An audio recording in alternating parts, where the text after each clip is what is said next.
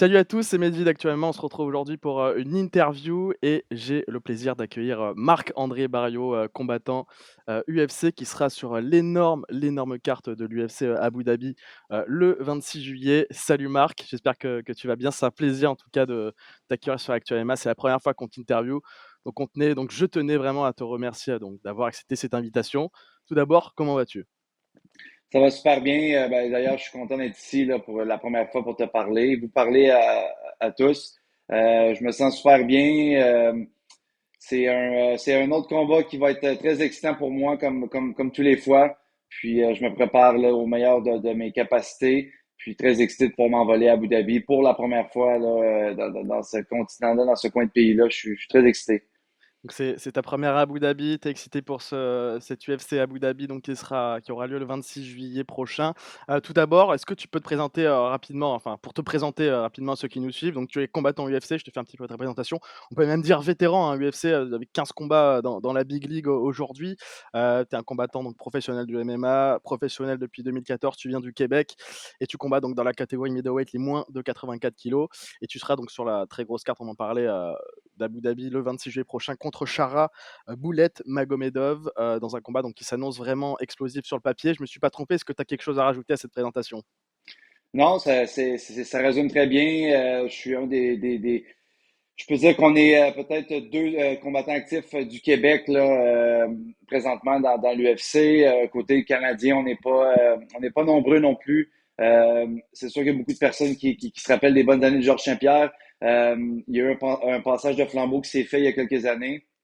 Puis c'est nous, à notre façon, là, qui s'assure de pouvoir garder le MMA en vie au Canada, bien le représenter. Puis c'est ce que je m'apprête à faire le 26 juillet à Abu Dhabi. Là.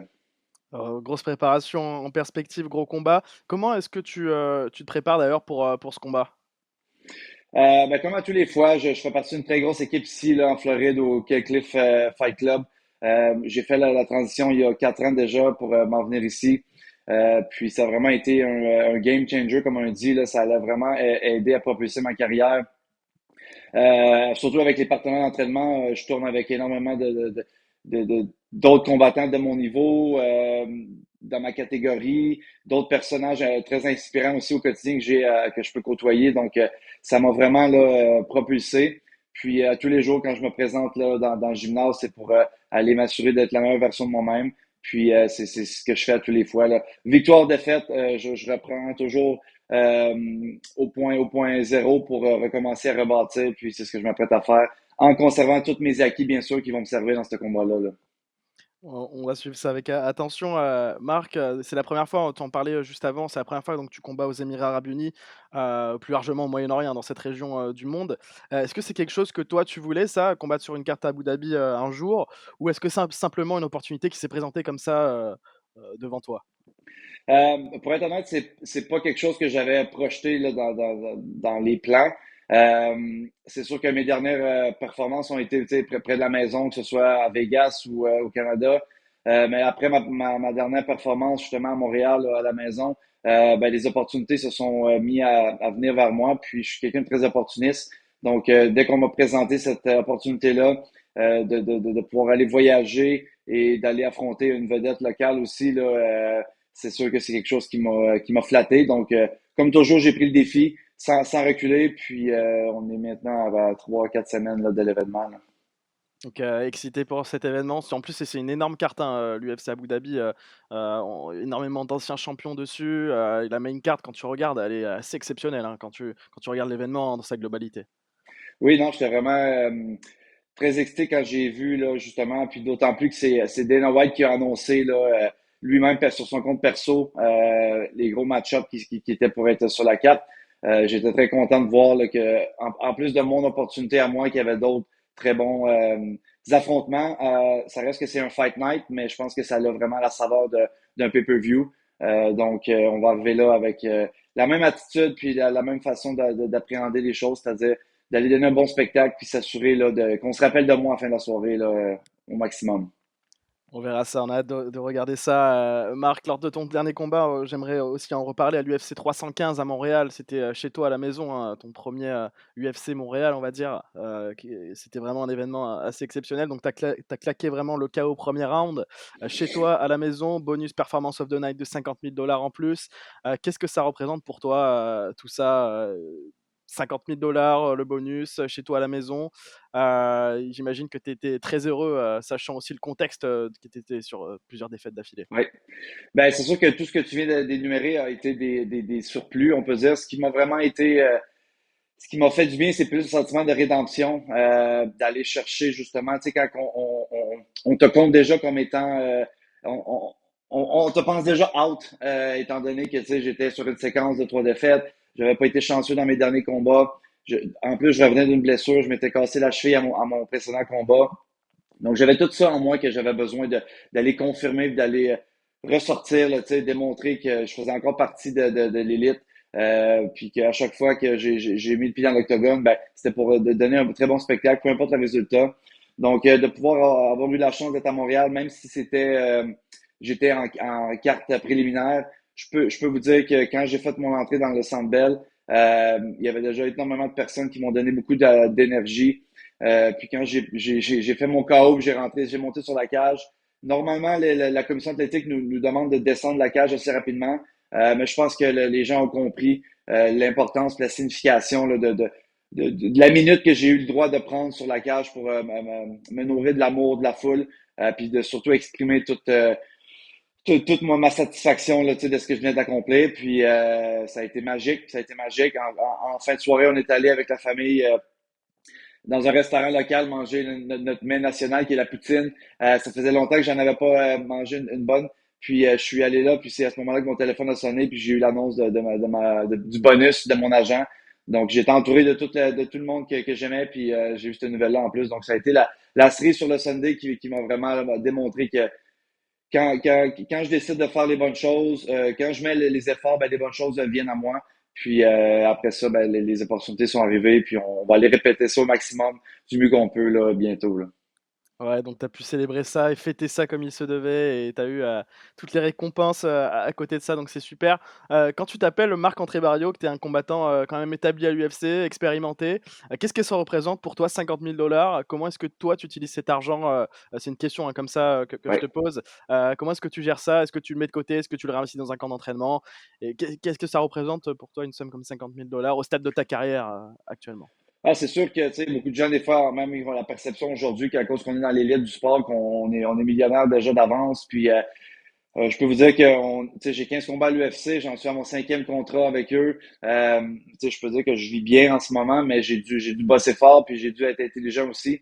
Donc, quand j'ai fait la transition pour en venir en Floride, je savais pas ce que le futur me réservait, donc j'ai vraiment vécu en bas de mes standards, de mes moyens, je veux dire. Puis ça m'a permis justement que quand j'avais mes bourses qui rentraient, ben, de pas m'énerver trop. Puis d'en mettre de côté, c'est-à-dire faire des placements là, d'investissement ici. Moi, j'ai acheté, ce qui est très populaire ici en Floride, surtout moi, j'ai beaucoup le marché canadien ils appellent ça les snowbirds, donc tous les gens du Québec, du Canada, quand ils veulent s'en aller fuir l'hiver, ben, ils viennent en Floride. Donc, c'est une clientèle d'un certain âge, puis eux, ce qu'ils aiment, c'est avoir des maisons mobiles qui est vraiment une petite maison, là, tu sais, là, avec très bien entretenu. Puis c'est tout est cordé un à côté de l'autre, mais c'est tout le monde justement est un peu comme un terrain de camping au Québec. Ils viennent le faire ici.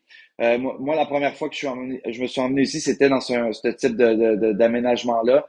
Donc, j'ai vu les opportunités, puis il y a un certain moment, il y en avait qui avaient été disponibles justement. Là, certains gens voulaient s'en débarrasser, donc j'ai été à la bonne place au bon moment. Donc, j'en ai acheté quelques-unes.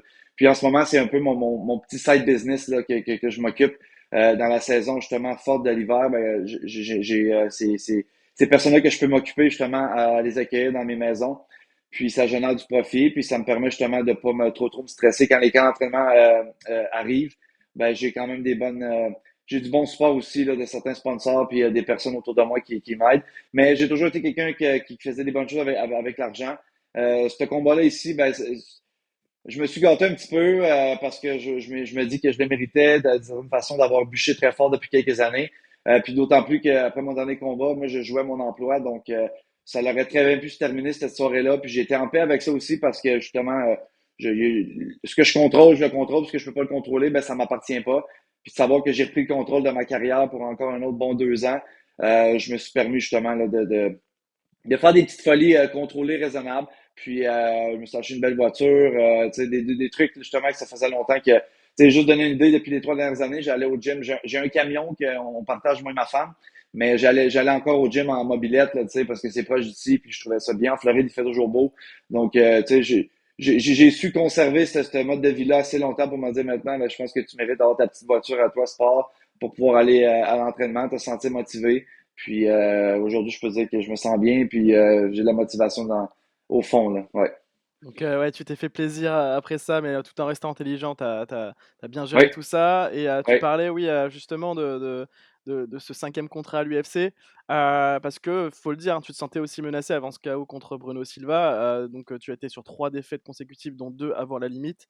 Tu arrives avec, donc j'imagine une certaine pression dans un contexte assez délicat, et je voulais te poser la question, quand tu arrives comme ça sur 3 défaites, heu est-ce que, bah, ça te motive encore plus pour pas perdre, une 4e fois? Est-ce que une 4e défaite aurait été forcément un synonyme, de départ de l'UFC? Est-ce que tu as eu peur, de te faire cut de l'UFC à un moment? Définitivement, j'étais très conscient de l'enjeu. Je me suis jamais fait de faux accroire. Même mon équipe, tu sais, moi j'ai mon coach du jour 1 qui descend toujours avec moi à mes combats, qui est encore au Québec, Patrick Marcil. Puis on n'a pas la chance de se voir au quotidien, mais c'est quelqu'un avec qui j'ai commencé le jour 1, c'est mon mentor. Puis il me dit les vraies choses. Il essaie pas de mettre trop de roses autour de la chose. C'est comme il m'a dit Marc, la façon de voir les choses, tu as deux façons. C'est soit que tu t'en viens ici à Montréal en disant on vient boucler la boucle, t'es chez toi, ça se termine là, ça se termine là, puis tu l'acceptes comme ça, puis tu as fait ce que tu avais à faire. Ou que tu te dis à l'intérieur, non, ça se terminera pas comme ça, j'en ai encore à donner. Oui, j'ai 35 ans, mais je suis dans mon pic en ce moment. Je suis à la maison, je peux encore faire des belles choses, puis j'ai encore le feu à l'intérieur. Donc, moi, c'est cette direction-là que j'ai pris. J'étais quand même libre de pression dans le sens que je me suis dit, regarde, j'ai vécu tous les scénarios à l'UFC. Victoire, défaite, knockout, je me suis fait knockout, blessure. Donc, je me suis dit, regarde, tout peut arriver une fois que tu mets le pied dans l'octogone. Moi, ma préparation, je sais que je coupe pas les coins ronds. Je suis quelqu'un qui arrive dans une forme physique toujours exemplaire à chaque fois. Je fais la pesée, toujours réussi.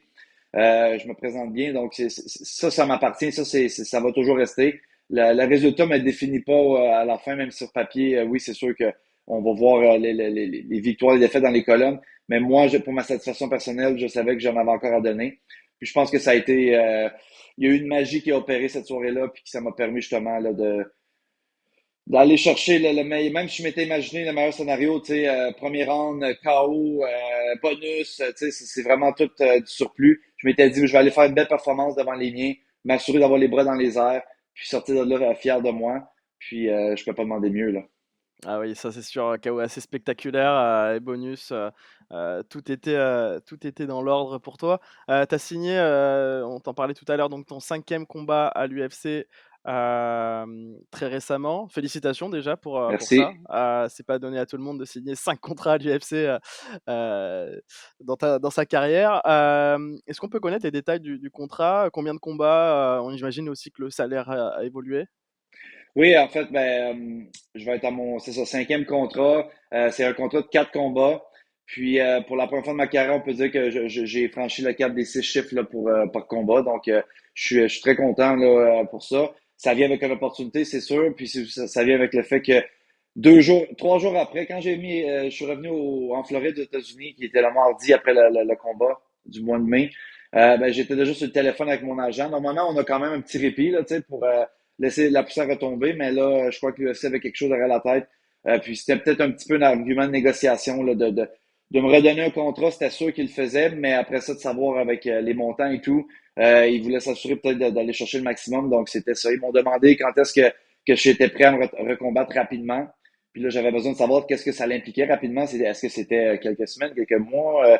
Puis là, c'est là on m'a annoncé qu'il y avait l'intention de voir si je voulais prendre un combat à Abu Dhabi le 26 juillet contre Sharon Magomedov. Donc, j'ai pris peut-être une journée pour bien y penser. Mais comme je disais tout à l'heure, je suis quelqu'un de très opportuniste. Je connais l'enjeu de chaque combat, de chaque adversaire. Il y a de la nouveauté, ça tourne beaucoup dans la division. Si c'est pas lui, ça va être un autre casse-tête qu'on va m'offrir éventuellement. Donc, je vois pas pourquoi que j'aurais passé celui-là. Puis c'est quelqu'un qui justement qui a un très gros hype derrière. Donc, je peux aller m'approprier ça là, à ma façon, là. Ouais, justement, bah, j'allais te parler de ce combat, donc ton prochain fight contre Sharamagomedov. C'était un prospect donc qui est arrivé, avec énormément de hype à l'UFC, qui a enchaîné 4 victoires, qui était invaincu et qui a goûté, cette année à sa première défaite contre Michael Page. Comment est-ce que tu abordes toi, ce combat contre Sharamagomedov? Ben, comme je disais tout à l'heure, c'est sûr qu'à première vue, je voyais ça vraiment comme un très gros casse-tête, étant donné que ce qu'il fait, il le fait très bien. Mais de plus en plus que j'ai mis mon focus sur lui avec mes coachs, qu'on a fait l'analyse, on a vu des lacunes, on voit des lacunes comme tout le monde a ses forces et faiblesses. Ce qu'il fait, il le fait très bien, très réactif, très rapide, très fluide avec son striking, très créatif surtout. Mais je crois que c'est ça, il peut je crois que mon style est sa kryptonite à lui, puis pareil pour moi. Je suis quelqu'un qui a besoin de closer la distance, qui a besoin d'être très encore à corps pour m'exprimer dans mon maximum. Puis lui, ben, il veut vraiment la distance, puis être capable de plus aller jouer à distance avec ses strikes. Donc, je crois que avec mon ma maturité et mon expérience justement de la patience dans le combat, puis aussi de savoir mes forces à moi, de les exploiter, de pas rester dans ses forces à lui longtemps. C'est ce qui va vraiment m'aider à pouvoir voir un changement dans le combat à un moment donné. Parce que je sais que dans le premier round, ça va être très, très dangereux parce il va être très à l'aise. Il va vouloir bouger énormément. Donc, je veux pas me lancer dans la gueule du loup non plus. Je veux pas jouer au taureau et au matador avec lui parce que je sais qu'il sait que moi, je suis quelqu'un qui aime ça être très proche, qui aime ça rentrer dans l'action, puis il va se préparer pour ça. Donc, je me vois utiliser mon expérience justement de vétéran dans cette combat-là pour aller profiter de ses lacunes. Puis, on a vu qu'il n'y a pas un sol qui est très, très exploité, même si, tu sais, il vient quand même du Daghestan, donc il doit avoir une bonne base en lutte et tout. C'est pas quelque chose qui aime vraiment, mais il sait quoi faire. Je vais m'assurer de pouvoir amener ma game complète d'MMA dans ce combat-là, là. Ouais, ça va être intéressant, comme tu dis, le, ce combat avec, lui qui est un vrai kickboxer. On parlera aussi du style tout à l'heure. J'imagine que tu as regardé son combat contre Michael Page. Qu'est-ce que tu as pensé toi de ce combat-là? Euh, ben c'est sûr que c'était deux fighters qui étaient dans le même style, beaucoup dans l'attente, dans la contre-attaque. Ce que j'ai vu un Chara que je pense qu'il se bat avec les émotions. C'est une des raisons peut-être pourquoi des fois qu'il fait beaucoup de coups retournés, puis il essaie beaucoup de stepette un peu dans l'octogone. Je sais qu'il y a un fight IQ en striking qui est très haut parce qu'il est capable d'enchaîner vraiment là, les frappes et tout, les kicks surtout. Mais je voyais dans ce combat-là qu'il s'est frustré, il se laissait frustrer souvent aussi. Puis c'est ce qui a fait qu'il y a eu des ouvertures, il s'est fait apporter à terre, il s'est fait toucher à des moments qu'il n'aurait peut-être pas dû normalement. Est-ce qu'il va aborder une approche plus stratégique contre moi? On va voir, mais ça va être à moi de l'apporter dans cette émotion-là justement, puis de moi de rester contrôlé pour utiliser tout ça à mon avantage. Mmh mh. Ouais, non, c'est clair. Tu as dit, hein, le premier round, vas devoir être très vigilant, ce que tu m'as dit aussi, tout à l'heure. Est-ce que tu abordes, ce combat différemment des autres? Est-ce que tu vois en Chara Magomedov une, menace, particulière? Sachant qu'on sait que c'est un spécialiste, hein, du striking, comme toi aussi qui vient du kickboxing.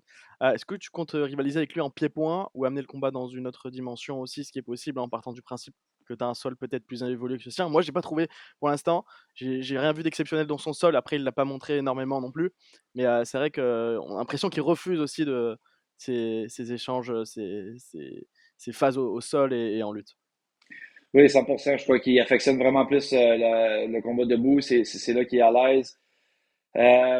C'est sûr qu'on n'a pas le même type de striking. C'est quelqu'un qui, lui, va vraiment dans le volume, dans la rapidité. Moi, je suis quelqu'un qui aime ça m'asseoir un peu plus sur mes frappes pour délivrer plus de force, de power. Donc, ça va être à moi, justement, là, de m'assurer d'utiliser tout mon arsenal de MMA. Tu sais, je veux pas embarquer dans son jeu à lui, c'est-à-dire que s'il commence à être à l'aise en pied-point à distance, puis moi d'essayer de m'improviser ou de lui démontrer quoi que ce soit, j'ai pas rien à démontrer. Ce que je dois faire, c'est que je dois lui faire subir mes forces à moi. Puis justement, je crois que dans les endroits qui est pas à l'aise, donc je peux les utiliser à mon avantage, c'est-à-dire dans les clinches, l'opportunité de la porter au sol, sans nécessairement trop vouloir en faire, juste d'avoir une bonne position, d'être pesant sur lui, faire mon ground and pound, peut-être soumission si ça se présente. Mais une chose est sûre, c'est que je m'attends dans ce combat-là peut-être à prendre un peu de dommages. Je veux pas prendre du dommage inutile, mais tu sais, je m'attends à ce que il me kick beaucoup les jambes pour me faire oublier les frappes en haut. Beaucoup les coups retournés aussi, il faut que je fasse attention. Les coups qu'on ne voit pas venir, des fois dans les angles morts, c'est ça qui peut faire beaucoup de dommages. Donc, ça va être très alerte, d'avoir des bons yeux, une très bonne garde, un très bon bouclier, justement, pour bloquer les coups, de riposter puis de rentrer à l'intérieur. Je ne vais pas forcer l'attaque. Je pense que la contre-attaque va être très bonne pour utiliser mon offensive. C'est ce que je pratique au quotidien là, dans le gymnase en ce moment. Ouais. Et tu vas essayer d'éviter de rester dans la distance aussi, j'imagine, à sa distance, Exact. pour éviter de ouais, parce qu'on sait qu'avec son arsenal, ses coups de pied, comme tu en parlais aussi, ça reste assez dangereux. OK, ça marche. Bon, ben, on va voir. En tout cas, je suis très excité de voir ce combat, moi, sur cette carte de l'UFC Abu Dhabi. Et en cas de victoire, pour toi, tu te rapprocherais, est-ce que tu te rapprocherais du top 15? Est-ce que c'est une perspective, qui te motive, encore plus? Est-ce que tu y penses des fois? Parce qu'aujourd'hui, tu as 35 ans, tu es un combattant, expérimenté, haut niveau. Est-ce que c'est un objectif pour toi, le top 15? C'est sûr que c'est quelque chose qui est très alléchant de voir, tu sais, ou de juste de passer à l'histoire de rentrer dans le top 15. Où j'ai eu ma chance quand même quand j'ai affronté Chris Curtis l'année dernière. C'est un combat qui a été très serré. Bon, chaque opportunité amène sa suite pour que la suite des choses. Donc, je me vois continuer à prendre un combat à la fois. Je suis très conscient de ce qu'il y a devant moi, ce qu'il y a derrière moi. Il y a des jeunes loups affamés en bas. Il y a du très bon calibre en haut. Donc, moi, ce que je veux, c'est pouvoir continuer à m'exprimer dans cette division-là, à ma façon, bien représenter mes racines, de où est-ce que je viens, puis de m'assurer là, de pouvoir justement m'assurer une belle avenir avec ça. Je me mets pas de pression inutile de dire le top 15, de faire des call-outs à la fin de tout ça. Je crois que l'UFC connaît ma valeur. C'est eux qui vont s'assurer de me donner ce qui est bon pour moi. C'est sûr et certain qu'il y a des cartes qui vont s'annoncer aussi pour le Canada qui vont s'en venir. J'ai toujours cette carte cachée-là dans moi, dans le sens que pas qu'ils me font une faveur, mais au Canada, on n'est pas énorme qui représente. Puis de savoir que je peux en faire partie, justement, moi, Charles, d'autres bons combattants qui se rapprochent là, tu sais, des combats importants. C'est sûr et certain que l'opportunité serait là d'aller peut-être avoir des co-main events ou quoi que ce soit là, tu sais, à la maison. Donc, je vais prendre tout ce qui va passer. Mais top 15, c'est sûr et certain que ça serait un très bel accomplissement, là, moi, personnellement, puis pour la MMA au Canada, puis vraiment, là. Ouais, on sent que tu es vraiment, proche, comme tu disais, notamment avec ce combat l'année dernière que tu as perdu contre Chris Curtis à la décision partagée, c'était très serré et c'est vrai que, bah, Charles Magomedov, il a été dans le top 15, je crois, 15 numéro 15 avant sa Oui. défaite contre Michael Page, donc c'est vraiment un client très sérieux. Donc le 26 juillet, on en parlait tout à l'heure, Marc, tu seras en main card donc d'un UFC, Abu Dhabi, absolument exceptionnel, une carte complètement folle avec des anciens champions programmés, dessus et d'ailleurs le main event, ce sera un combat chez les moins de 84 kilos, donc ta catégorie avec Robert Whittaker et Reiner de Ridder, qui est arrivé l'année dernière à l'UFC, qui réalise performance sur performance. Qu'est-ce que tu penses, toi, de Reiner de Ridder? Ben, premièrement, c'est un partenaire d'entraînement à moi. Ça fait 2 combats qui a joint l'équipe du Killcliff. Euh, on, on a tourné ensemble quelques fois. C'est sûr que ce combat-là, c'est pas quelque chose qui est très logique étant donné son style à lui, son adversaire. Moi, je peux être un bon partenaire d'entraînement pour lui, pour peut-être Whittaker, mais lui, c'est pas son style de striking. Il évolue très bien en ce moment, ce que je peux dire. Son striking évolue énormément. Il est quelqu'un qui est très long. Il a des très bons coups de genoux au corps. Il est en mesure d'utiliser tout son arsenal de plus en plus, très confortable. Puis on sait que dès qu'il s'approche de toi, c'est comme une sangsue.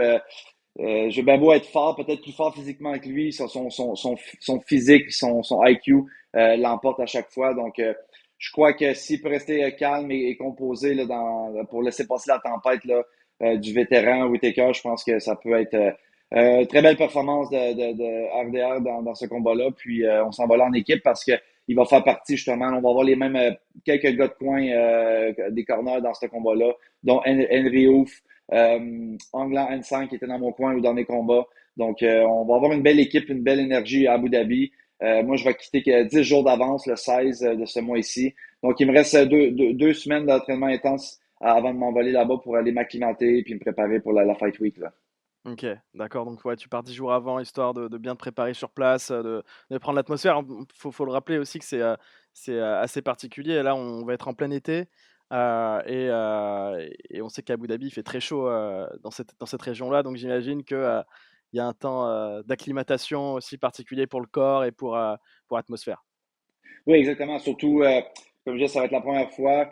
Tu sais, j'ai questionné quelques personnes qui ont déjà été, ils m'ont donné des petits conseils ici et là, mais ça va être à moi justement de m'acclimater de la bonne façon, le sommeil, la nourriture, vraiment l'énergie, les entraînements. Puis c'est pour ça que je me permets d'aller un peu d'avance. Donc je suis très excité, ça va être une belle expérience là. Oui, c'est sûr que ça sort un peu de la zone de confort, mais ça fait partie du travail. Puis j'ai toujours accueilli ça là, à bras ouverts là, d'avoir des beaux défis comme ça là. Ouais, ça fait partie de ouais, ça fait partie d'une nouvelle expérience pour toi. Je parlais de Reiner de Rieder, du coup, qui est ton coéquipier d'entraînement à la Killcliff. Et tu disais qu'il s'était énormément amélioré en striking. On l'a vu, il a mis un KO récemment dans son dernier combat contre Bo Nickal avec un genou assez incroyable. Donc c'est vrai qu'il commence, en plus de son sol qui est exceptionnel, donc il commence vraiment, comme tu le dis, à devenir ultra fort. On le sait, hein, on sait de qui il Ouais. s'agit, ancien champion du One, véritable monstre du sol. Qu'est-ce que tu penses, toi, du main event, du coup, combat donc entre De Ruyter et Whittaker? Comment est-ce que tu vois ce combat se dérouler? Et si tu devais donner un prono aussi? Ouais, ben c'est sûr que en ce moment, de voir Raynor à évoluer, je vois qu'il y a vraiment des très bonnes aptitudes. Moi, c'est sûr que Robert Whittaker, c'est un de mes combattants préférés, surtout dans la division. J'ai toujours apprécié son style, sa fluidité, le fait à quel point il est il est toujours prêt pour des bons défis. Si on se rappelle de ses combats contre Yoel Romero, ça a vraiment été des highlights de moi de combats de tous les temps. J'adore son style, il est très complet.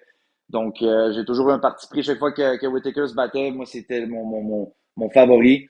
Je crois que ça va être très chaudement disputé. On va voir peut-être un passage de flambeau. J'ai l'impression que Whittaker est peut-être un peu usé de toutes ces guerres-là. Ça va être de voir s'il y a encore la flamme, s'il veut encore vouloir rivaliser contre justement des prospects comme ça qui arrivent puis qui veulent se faire un nom sur lui. On va le voir.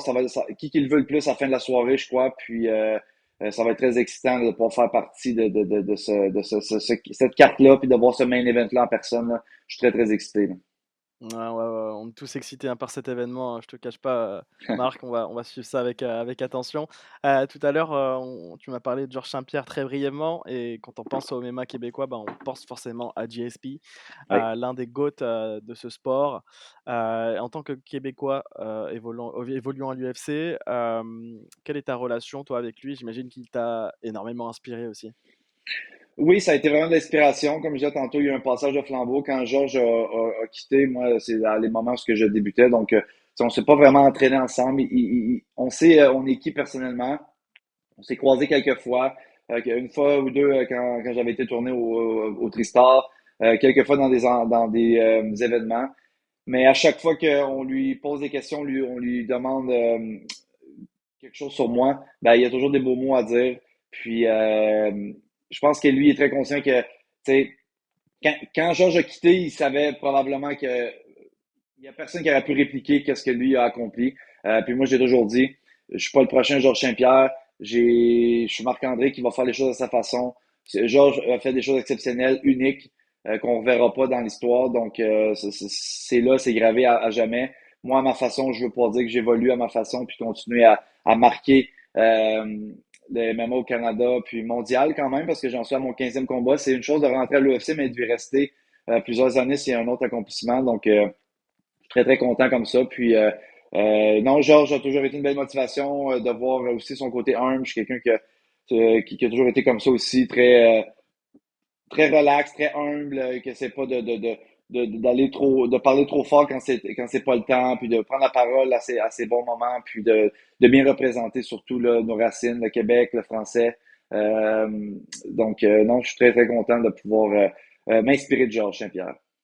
Ouais, c'est vrai que tout ce que tu dis, ça résonne, pour tout le monde de la même chose, hein. Un combattant humble, une légende de ce sport et quelqu'un qui a inspiré énormément de monde dans le MMA. Je te pose la question aussi par rapport à la France, on reste sur le MMA francophone.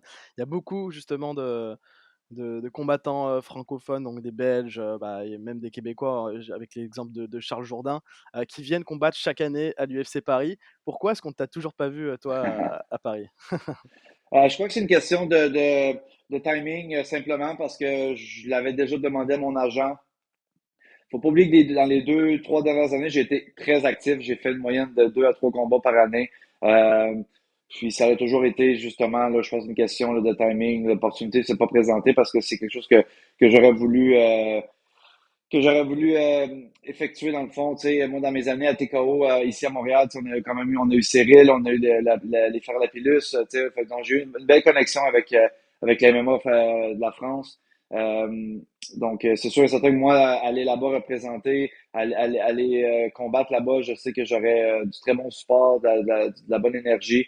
Je crois que ce n'est que partie remise. Encore une fois, si ça n'avait pas été du combat d'Abu Dhabi, est-ce que ça aurait été la prochaine carte de Paris? Probablement. Donc là, encore là, c'est une question de timing, je crois, parce que c'est ça, c'est une opportunité qui s'est présentée là en ce moment. On verra ce que la suite réserve, mais c'est sûr et certain que ça fait partie de la liste en haut là, de pouvoir aller en France pour aller m'exprimer là-bas, c'est sûr. Là.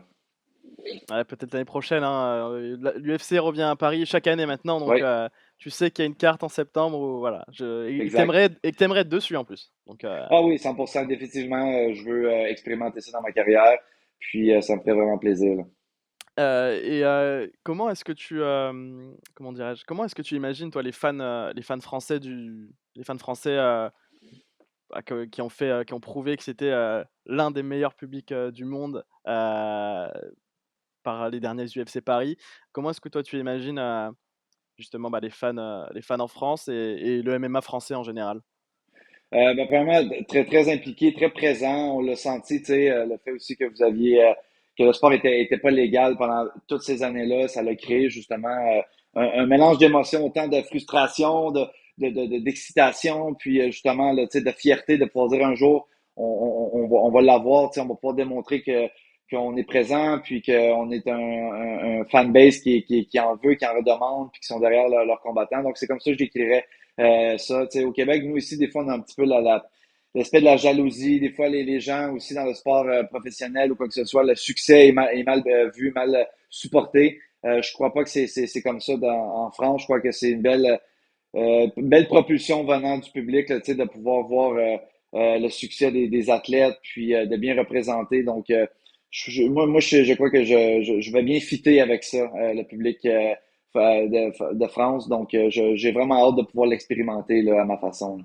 Ah, peut-être un jour, on te le souhaite, Marc. En tout cas, tu verras que c'est quelque chose, l'UFC Paris. Si tu as la chance de le faire un jour, je te le souhaite évidemment. Pour rester sur le MMA français aussi, dans ta catégorie, il y a Nassourdine Imavov, donc notre Français qui est aux portes du titre numéro 1 de la division.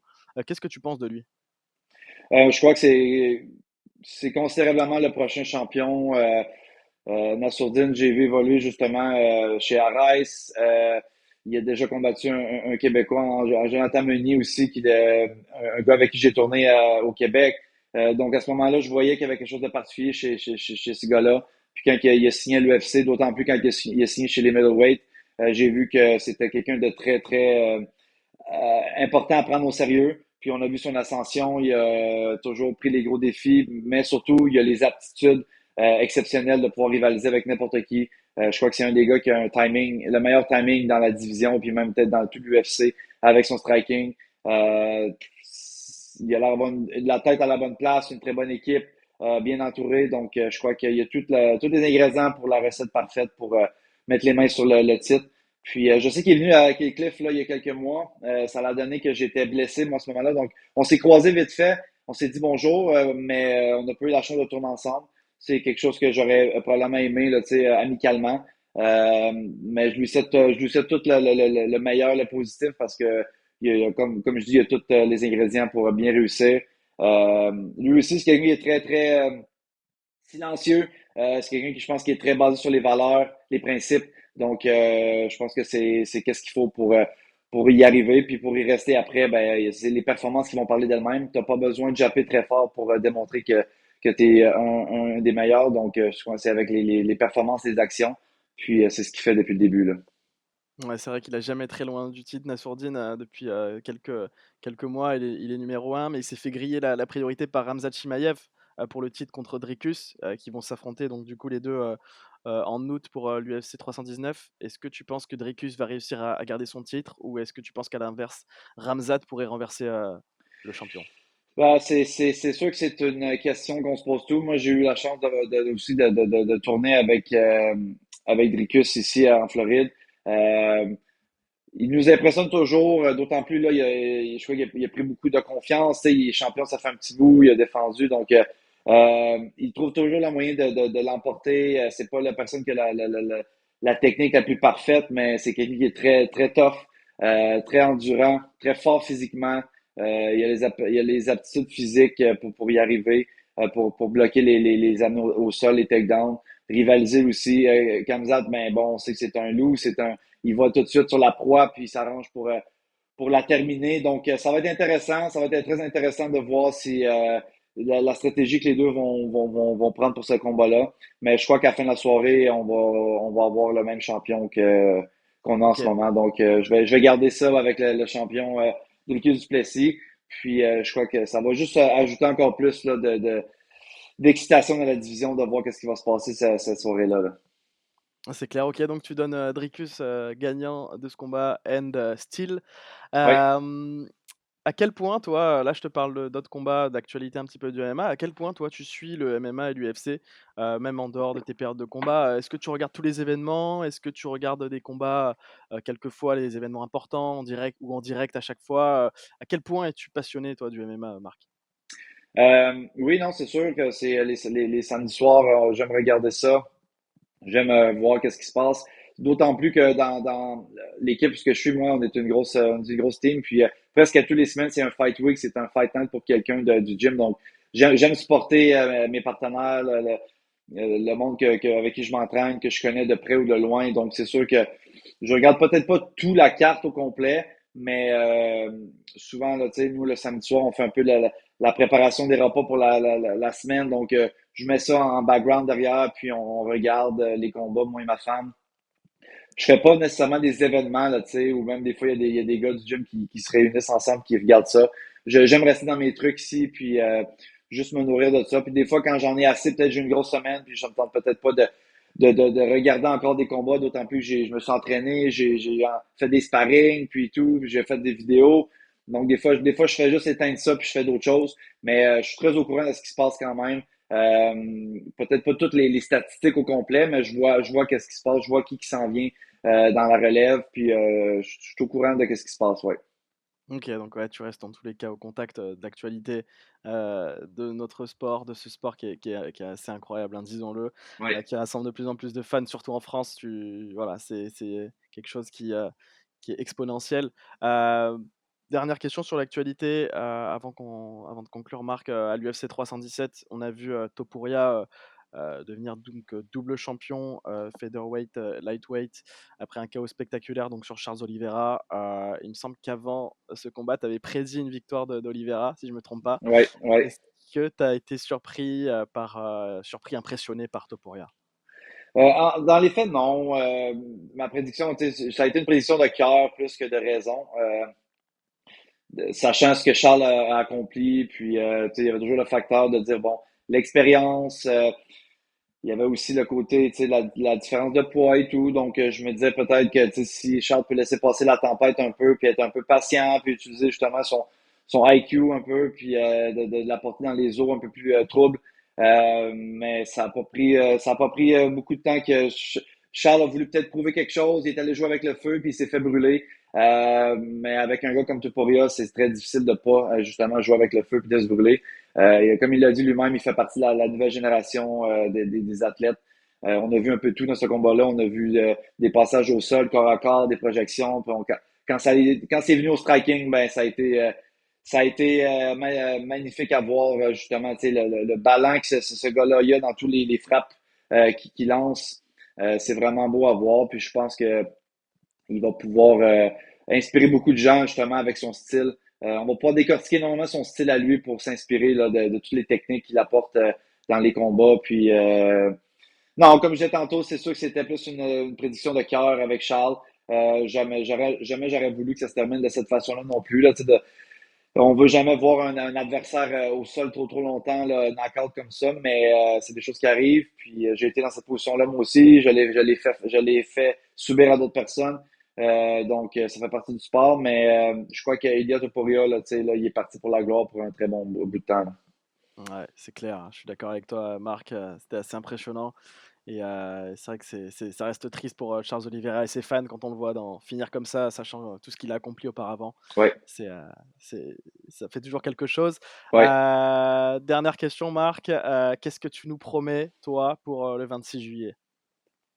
Je crois que comme à tous les fois, ça va être un Marc-André Barrio qui va se présenter là, en force, en puissance, tu sais, mais surtout avec une intelligence, parce que comme je disais tantôt, je peux pas me lancer trop dans son jeu à lui. Je veux pouvoir démontrer aussi tout mon aspect des arts martiaux mix. Je suis pas quelqu'un qui a forcé nécessairement la lutte dans mes combats. Euh, mais je suis capable, je m'entraîne avec des hauts niveaux de lutteurs ici, des bons jiu-jitsu. Je sais que je suis très complet aussi, je suis capable de l'être. Donc, ça va être à moi d'utiliser les bons moments pour l'apporter dans mes forces à moi. Mais une chose est sûre, qu'on ne sera pas déçu. Je vais me rendre jusque dans la cage, puis dans la cage, comme à chaque fois, je m'exprime. Puis il faut que juste que je reste moi-même comme je suis capable de faire. Je sais que j'ai un défi, un casse-tête devant moi, mais je crois que les fans vont être en mesure de voir que il y a une raison pourquoi on va faire cette opportunité-là, puis que l'UFC a fait ce matchmaking-là. Puis je vais aller leur donner une raison d'avoir compté sur moi. Puis peu importe le résultat, je me définis pas par ça. Une belle victoire, c'est sûr que ça va me propulser. Euh, si euh, si ça arrive autrement, ben je vais pas dire que j'ai affronté un des meilleurs strikers de la division. Puis je veux rester, je veux lui tenir tête là, au maximum. Donc dans tous les cas, je vais être gagnant dans tout là. Ouais. Et si tu devais donner un prono, pour ce combat? C'est sûr et certain que je veux l'apporter. J'ai le cardio, j'ai la force pour toffer dans les rounds assez longtemps. Donc, je crois que lui, son cardio, c'est pas sa meilleure force, étant donné qu'il lance beaucoup de coups. Tu sais, je me vois peut-être justement aller peut-être chercher une décision contre lui, peut-être un premier round un peu plus c'est pas difficile, mais que je sais que ça va être plus patient. Peut-être qu'il va être en mesure de s'établir avec ses strikes, mais de pas lui laisser gagner confiance, puis de justement faire tourner la vapeur dans le troisième round, amener au sol, l'apporter dans mes os à moi de plus trouble, puis de pouvoir aller chercher une belle décision. C'est sûr que les décisions, on peut toujours être surpris. Je suis pas en train de dire que tu sais là-bas ça peut peut-être être controversé, mais on sait jamais non plus. Je veux pas de mauvaise surprise, mais je le contrôle pas rendu là. Moi, ce que je veux, c'est m'assurer de passer chaque round, chaque minute, chaque seconde contre Sharam Magomedov à mon meilleur. Puis c'est ce que je vais m'apprêter à faire, là. Ouais, c'est ce qu'on va voir et c'est ce qu'on te souhaite aussi, Marc, pour ce combat. Merci, beaucoup, pour, cette interview. C'était un vrai plaisir de t'accueillir et d'avoir pu échanger avec toi. Toute ma force et une bonne préparation, bonne fin de préparation donc pour, ton combat contre Sharam Magomedov, on le rappelle, qui aura lieu le 26 juillet prochain à l'UFC Abu Dhabi. Merci Marc. Super, merci à toi. Puis très content d'avoir pu connecter avec le public puis les fans français comme ça. C'est toujours le fun. Puis il va en avoir d'autres.